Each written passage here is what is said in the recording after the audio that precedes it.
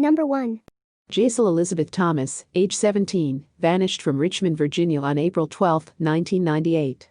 Jaisle left her home, stating she was going to drive to the University of Richmond Library to do some research for her schoolwork. Her car was located on the Willie Bridge between Richmond and Henrico County at about 3:20 p.m. Her keys were missing, but several of her personal belongings remained in the vehicle.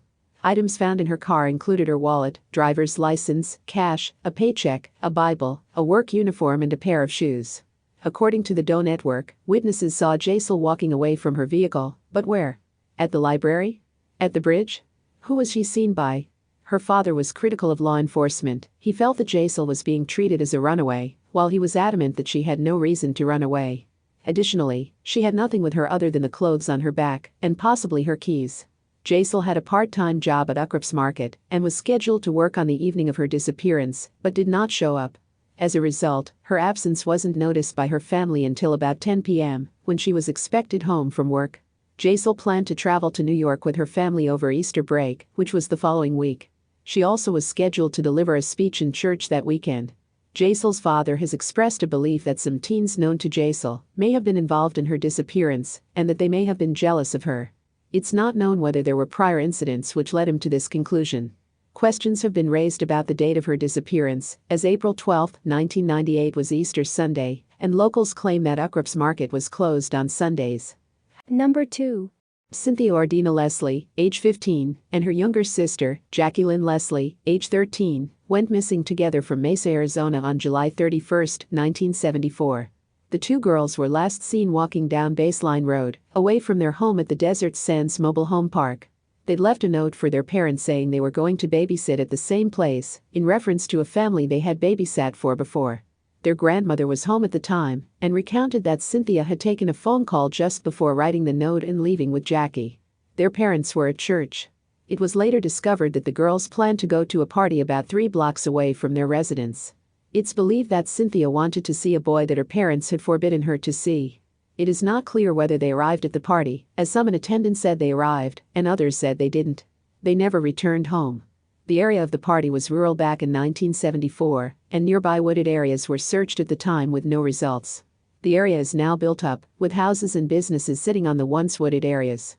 The Leslie family had only moved to the Mesa area about a month before. They had previously lived in Page and had relocated to be closer to a hospital, as their father was ill with cancer. He died about 7 months after the girls vanished. A surviving relative has indicated that the boys Cynthia may have wanted to meet, along with his parents, were interrogated and considered persons of interest. The boy's mother reportedly became arrogant towards Cynthia and Jackie's mother, telling her to call off the dogs. The girl's mother lives in Kingman, Arizona now and along with an older daughter, still seeks answers. She believes that her daughters have gotten in with the wrong crowd, noting that friends who normally called Cynthia frequently never called again after that day. To me, the fact that multiple friends just stopped calling the Leslie home after that night suggests that they knew the girls wouldn't be there. Someone, and probably more than one person, has to have the piece of the puzzle that can relieve some of the agony the Leslie family undoubtedly continues to endure. And speaking of friends, I also find it odd that Cynthia and Jackie had a circle of friends when they had been in the area for such a short period of time. Since it was the end of July, they wouldn't have attended school there yet. Cynthia and Jackie Leslie were described as normal teenagers who enjoyed bowling and roller skating. Cynthia hated wearing her glasses and had just gotten contact lenses, but they were left at home. Number 3. Julie Elizabeth Soracco, age 15, was last seen in Placerville, California sometime in 1977 or 1978. There is little information available regarding Julie's disappearance because her half-sister was only about 7 years old at the time. Her own memories are vague, and their mother was not willing to discuss Julie, as it was too painful. Julie's mother is now deceased. It's been stated that Julie had lived in Sacramento, California with her mother and sisters, but went to stay with her grandfather in Placerville. After a while, she'd been placed in foster care and was in the care of the Aldea family when she vanished. She is believed to have been walking to her grandfather's home from her foster residence and never arrived. Throughout the ensuing decades, Julie was rarely discussed, and while a missing persons report may have been filed at the time, her grandfather had requested no publicity. There were multiple serial killers in Northern California who have been suggested as possibly being involved with Julie's disappearance. Roger Reese Kibb, aka the I-5 Strangler, was known to troll highways in the greater Sacramento area. His first known victim, Llewellyn Burley, was abducted and killed in September 1977. Kid continued to murder women through the 1980s. He is currently serving time for the murders of 7 women that he confessed to. The East Area rapist, Joseph James D'Angelo, who was a Sacramento police officer in 1977, has been suggested as well. The most referenced serial killer, however, is Michael Anthony Cox. His known crimes occurred in the 1980s, but they occurred right there on Main Street in Placerville. He currently sits on death row. Julie had left some belongings at her grandfather's residence, and copies of a couple items found in a wallet of hers were shared in the hope that one of them might trigger a memory. This was a school ID card, which shows that Julie had attended El Dorado High School. Number 4. Diane Todd, age 18, vanished from Annandale, Virginia on April 10, 1973. On the morning of her disappearance, Diane was picked up from her home on Oklahoma Drive by some classmates, and they were headed to school. According to the other teens in the car, Diane exited the car once they reached the highway, and she was seen entering another car. Since it was 1973, and a very different time, nobody thought anything of it, and they did not pay attention to the vehicle or its driver. Diane was never seen again. Although Diane did not always excel in academics, she had never missed a day of school, and was looking forward to auditioning for a school play. Diane's relatives do not believe she left of her own volition. According to her mother, her life revolved around school activities, as well as her 2 cats. She only had 35 cents on her when she left, and did not take her toothbrush or other personal items. Her checking account has never been used since she disappeared. Diane had received a sizable inheritance from an uncle, and she had used those funds to purchase investment property. She had been preparing to list a house for sale. Diane enjoyed listening to records, singing and dancing. From the way Diane's mother has described her, it's hard to imagine that she chose not to attend school that day. Although hitchhiking was very common in 1973, I don't think Diane had any reason to accept a ride from a stranger, as she was already in a car with friends. Perhaps there was an argument between Diane and one of the classmates in the car, and she exited the car angrily? I also think it's possible that she saw a boy she was interested in, and jumped at an opportunity to ride to school with him. If that were the case, though, Diane would probably have said something about him before getting out of the car. In the only photo I've been able to find of Diane, she looks much younger than 18, and as I research, I keep forgetting that she was an adult when she vanished. Diane was born in Arlington, Virginia in 1955, and has at least one sister. Number 5. Karen Ann Spencer, age 17, was last seen exiting a car along a Miami Township, Ohio highway on December 29, 1989. Karen had been staying with her brother, Curtis, and his wife, Christy, at their apartment. She was helping them prepare to move to Florida. Plans were in place for Karen to relocate with them. On the night of Karen's disappearance, a fight had occurred between Curtis and Christy stated that she would not be going with her husband to Florida. Karen and Christy left the apartment, getting into Christy's car, with Karen at the wheel. The two began arguing.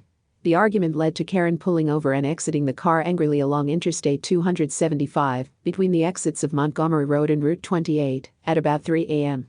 In 1990, an accountant named Kate Harner was watching the news and saw a photograph of Karen in a segment about her disappearance. She contacted police and told them she'd offered a ride to a girl she'd seen walking alone on Interstate 275. The girl was walking southbound, the opposite direction of her sister-in-law's recollection of her heading north after exiting the car. Harner was certain that Karen was the girl she had seen. Although the girl believed to be Karen declined her offer of a ride, Harner noticed a red pickup truck pulling in front of the girl. The girl appeared to recognize the driver. She smiled and was last observed talking to the young male through a roll-down window. The truck may have had Kentucky plates. In February 2000, a family received a disturbing call from an unknown person, stating that Karen was buried in Renfro Valley, Kentucky. The recipient of the phone call did not know Karen and was unaware of her case, but contacted police to report the bizarre call. It was surmised that the caller had intended to call Karen's parents, but misdialed. The call was traced to a payphone at a BP gas station in Hamilton, Ohio. The call was found to be a hoax. Police questioned a man who admitted to having seen Karen on the night in question. He stated that he had been driving a red Datsun B310, and that he had stopped to offer his help to both Karen and Christy.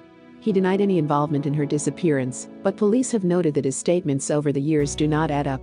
Christy acknowledged that she and Karen were approached with an offer of help just after they had pulled over, but that Christy quickly blew the man off. Christy described a red sports car as the vehicle the man had been driving. The person of interest was questioned by police and was unable to explain how he knew what the two had been arguing about prior to Karen exiting the car. He also reportedly was talking to a friend about her disappearance before it had been publicized. He passed a polygraph, but later analysis of the results showed he was manipulating the test. Investigators now are convinced that the male driver, who was in his early 20s and just out of the military at the time, is responsible for Karen's disappearance. Karen was a senior at Reading High School and was employed by Frisch's restaurant as a waitress. She had only $7 with her when she vanished and never picked up her paycheck. Her parents described her as someone who would not have gone willingly and who would have fought back against an assailant. Law enforcement states that they are convinced the man they have questioned is responsible for Karen's disappearance, adding that his red Datsun vanished at the same time she did. He has not been arrested, though, because they feel they don't have enough evidence to ensure a conviction. The police continue to ask for information that will lead to the evidence necessary for an arrest, but they don't reveal who the guy is. Since this is believed to have been a stranger abduction, people who knew this man and might have seen things wouldn't likely know Karen. How are people supposed to know that anything they saw could be relevant to Karen's case if they don't know who he is? Heck, the car might have ended up in someone else's possession, and that person would have no idea that he was linked to an abduction and homicide. His neighbors, friends, co-workers and even family members may have noticed defensive wounds on him, or odd behavior that wouldn't cause them to come forward, since they have no idea he was the last person to see a missing girl. It just baffles me that they wouldn't release his name, so that people who knew him would realize the things they saw might be important. Karen's family has been waiting 30 years, and it makes me sad and angry that being secretive is more important to authorities than doing what is needed to find her. What's needed is giving the community an idea of where to look and whose actions to try to remember. Karen's family recalls a prosecutor asking once if they would be satisfied with agreeing to a lighter sentence in exchange for the location of her remains, and they said they absolutely would. Yet, he's been charged with nothing. And he probably won't be as long as his identity remains unknown to potential witnesses. Although I can no longer find a source for this detail, I could swear I remember reading in the past that the suspect was believed to be in the music industry.